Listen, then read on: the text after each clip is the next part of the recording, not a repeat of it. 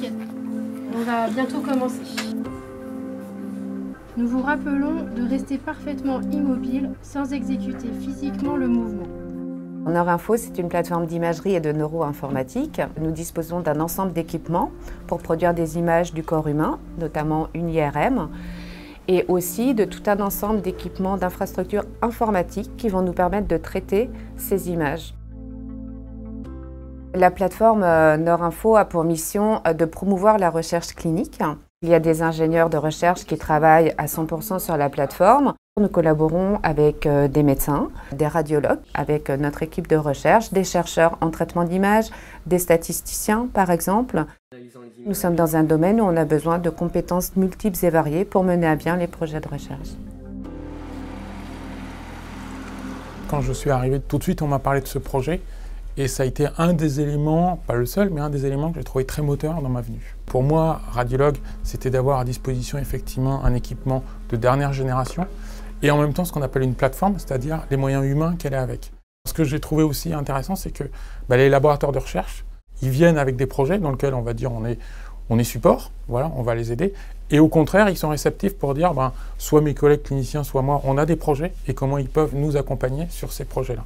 En fait, ça va vraiment dans les deux sens. On sait qu'à partir du moment où on dit oui, on va jusqu'au bout. On travaille à la fois sur le cerveau, le système nerveux central, donc qui inclut la moelle épinière, sur le système cardio-thoracique, le système digestif. On travaille sur des projets industriels, sur des projets qui viennent de la recherche académique.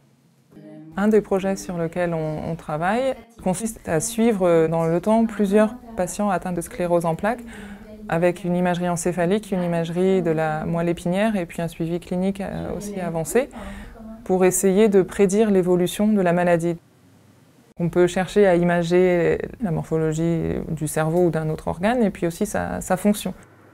Le neurofeedback, c'est une technique qui consiste à mesurer l'activité du cerveau du sujet ou du patient et lui montrer cette activité pour qu'il puisse apprendre à la régler.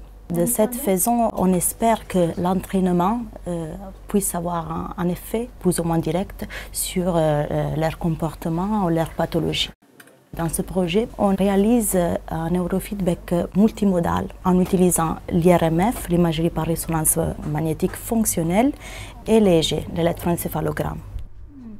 Une des caractéristiques de la recherche que l'on mène sur la plateforme Neurinfo, c'est de pouvoir préfigurer sur des plateformes de recherche des nouvelles solutions, des nouveaux outils issus de la recherche qui vont pouvoir demain être transférés vers la clinique et être utilisés, soit pour mieux diagnostiquer un patient ou mieux le traiter. Mais l'objectif derrière, et même assez rapidement, c'est de pouvoir aller regarder comment ces nouvelles technologies vont pouvoir être expérimentées chez les patients et éventuellement demain pouvoir offrir de nouvelles solutions thérapeutiques chez ces patients. Et là, c'est un exemple de recherche translationnelle qui permet de conduire une évolution entre recherche fondamentale et puis la manière dont cette recherche fondamentale, petit à petit, va pouvoir être amenée au lit du patient.